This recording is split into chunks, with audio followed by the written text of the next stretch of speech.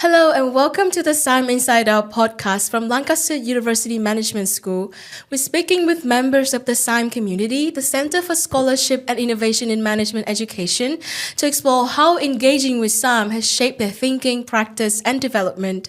These are short, real stories about the value of education community, creativity, and transformation in teaching and learning. My name is Anne, and we're so delighted to have Rose White in the studio with us today. Hi. How are you doing? I'm really good, thank you. Thanks for having me. Thank you for being with us today and welcome to the studio. Right, so to begin with, could you please tell us more about yourself and your current role at Lancaster University? Yeah, sure. So I've been at the university now for 18 years. Oh, wow. 18 years in September will be my anniversary. And I've worked in quite a few different roles while I've been here. I've worked as an assistant to the dean. I've managed some programmes. I've worked with academics on promotions. And now I manage all of our external accreditations and rankings across the school. Oh, that's great to hear. And that's a lot, actually. So, actually, we've heard from Radka that you were the one that suggested the idea of the podcast in the first place. So how did it come about? Why? Well, I am an enormous fan of podcasts. I'm always listening to a podcast, in the gym, cooking tea, out for a walk.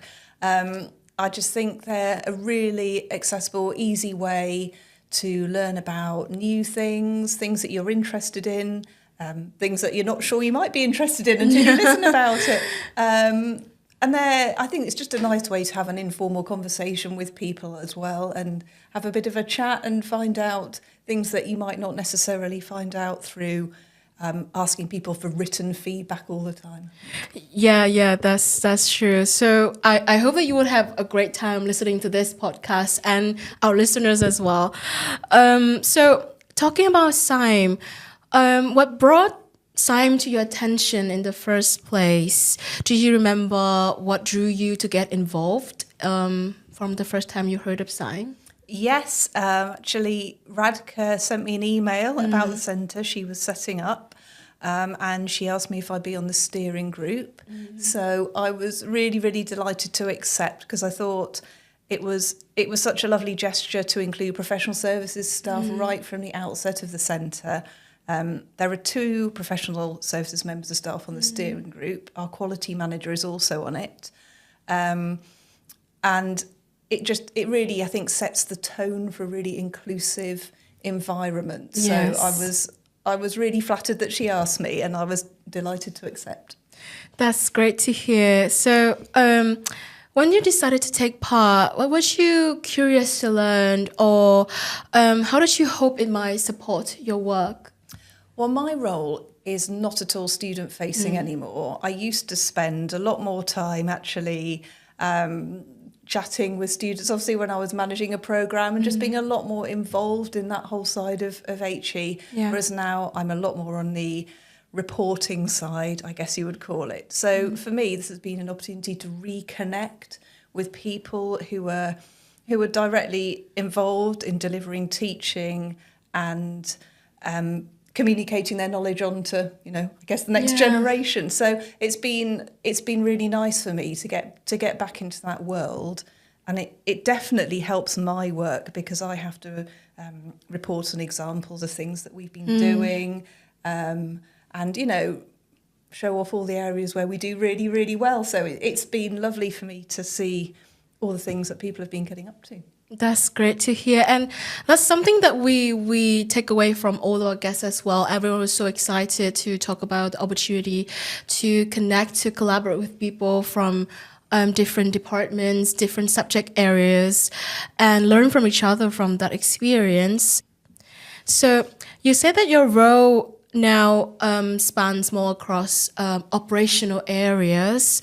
Was there any takeaways from those cross-departmental conversations that you really apply into your everyday work?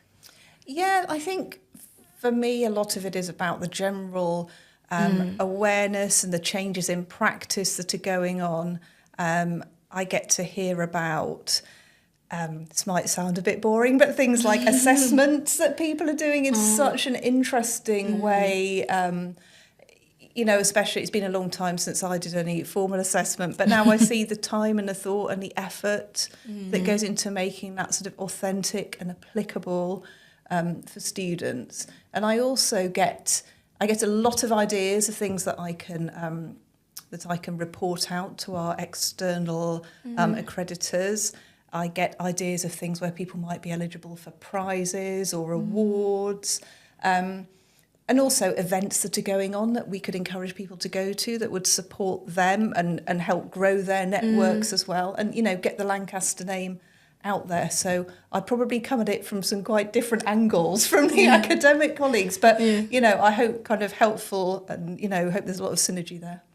Yeah, that's great to hear. And I mean, as students, it's great for us to hear that our educators are putting in a lot of work into, the assessments you said, for example. It's great to hear that they're putting a lot of work and effort into making it more dynamic and grounded in real experiences. So to improve our learning experience and the academic environment around us.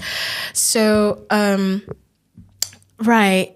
Now, speaking more broadly, do you think that the SIME involvement has influenced your contributions to wider strategy across your work at management school and even beyond management school or the university? Yes, I think that the things I'm hearing and the things that I'm learning, I'm sometimes able to feed those into conversations which are happening, maybe not in a teaching and learning space, but are more about sort of strategy development. So, sometimes I know of a particular example of something that's happening. I think, it'd be really brilliant if we could push that a bit more. And also, again, back to the opportunities for other people. There are certain memberships and organisations that I can mention in certain groups which I'm in, which our academic colleagues won't be in. So again, I think it's a really helpful bridge, really, between two areas which can sometimes become quite separated. Yes. Just having that, that connection, I hope helps. Yeah, and have you had the opportunity to share it in any kind of published papers or conferences or like any events beyond the university at all? Yes, I have been working on the journal, on the SIME journal on scholarship matters, which was something else that Radka and Neil, who's the editor-in-chief, asked me to be involved with. And that was another amazing opportunity because obviously very outside my comfort zone. I've written things for publication before, but not which have been through an academic peer review process. Yeah. So for me, just walking a mile in other people's shoes was that was an invaluable experience, really, to submit your work and then have your academic colleagues look at it and comment and give it back to you. It was quite daunting. It was a quite daunting experience. It was a bit like having your homework marked again. But, we have lovely colleagues. And again, it's sort of back to the culture of SIME that, nobody made me feel like it wasn't my place to be doing that. They were really supportive and helpful. And I learned a lot about academic writing from that. And I got to research a subject and that was really fabulous. So hopefully that'll be published. And then I've been talking to people at other universities about what I've been doing. Yeah. So for me personally, there's some networking collaboration there. So that's been a really brilliant opportunity. Yeah, great. So yes, that sounds amazing. And we'll be looking forward to this journal when it's coming out. And yeah, I think that we heard that from a lot of guests as well about the opportunity to step out of their comfort zone and do something that otherwise they would not have the confidence to do, and also about the culture at SIME. There's no gatekeeping. It's always everyone's happy to share, happy to get inspired and collaborate and give each other constructive feedback to always get better. So, looking into the future, what excites you the most about SIME and what SIME could bring to education involvement? Well, I think anything that Radka's involved with always has a lot of energy and there's always a lot of potential. Yes. And I think a lot of excitement. She's always brilliant to work with. I think personally in the future, I would love to see even more professional services staff become involved in the centre. We're all part of the same team. We're all working towards the same goals.